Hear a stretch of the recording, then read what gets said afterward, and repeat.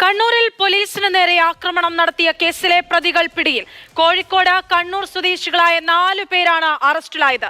കഴിഞ്ഞ തിങ്കളാഴ്ച പുലർച്ചെയാണ് എടക്കാട് പോലീസിന് നേരെ ബിയർ കുപ്പിയെറിഞ്ഞും വടിവാൾ വീശിയും അക്രമികൾ പരിഭ്രാന്തി പരത്തിയത്.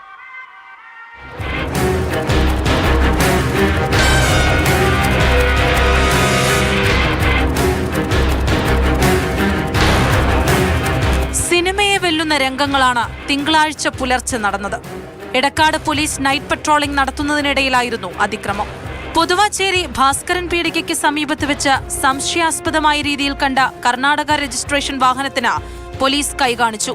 നിർത്താതെ പോയ കാറിനെ പിന്തുടർന്ന പോലീസ് ജീപ്പിന് നേരെ അക്രമികൾ ബിയർ കുപ്പി വലിച്ചെറിഞ്ഞു. പോലീസ് വാഹനത്തിന്റെ ചില്ല് തകർന്നു. ഒരു പോലീസുകാരന് പരിക്കേറ്റു. പരിക്കേറ്റ CPO അനിൽകുമാർ ജില്ലാശുപത്രിയിൽ ചികിത്സ തേടിയിരുന്നു. 4-അംഗ സംഘമാണ് കാറിലുണ്ടായിരുന്നത്.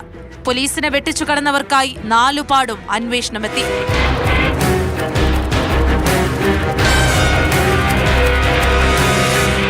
പൊതുവാച്ചേരി സ്വദേശി റഹീം, സിറ്റി തയ്യൽ സ്വദേശി ഷാഹിദ്, കോഴിക്കോട് സ്വദേശികളായ നവീൻ, നിധിൻ എന്നിവർക്ക് ഇന്ന് പിടിവീണു.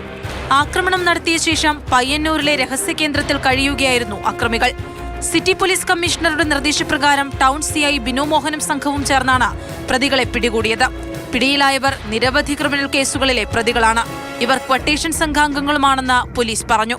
ഈ കേസിന്റെ അന്വേഷണത്തിന്റെ ഭാഗമായിട്ട് ഒരു പോലീസ് ടീമാണ് ഉണ്ടാക്കിയത്. കാരണം ഇത് ഗൗരവമായിട്ടുള്ള ഒരു ആംസ് ആക്ട് അടക്കമുള്ള സെക്ഷൻ 307 അടക്കമുള്ള സെക്ഷൻ ആണ്. ഞങ്ങൾ ഒരു ടീമാണ് ഉണ്ടാക്കിയത്.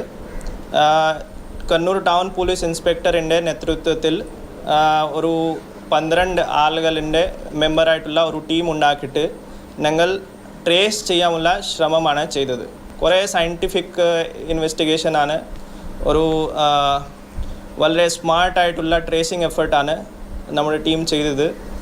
കോടതിയിൽ ഹാജരാക്കിയ പ്രതികളെ റിമാൻഡ് ചെയ്തു.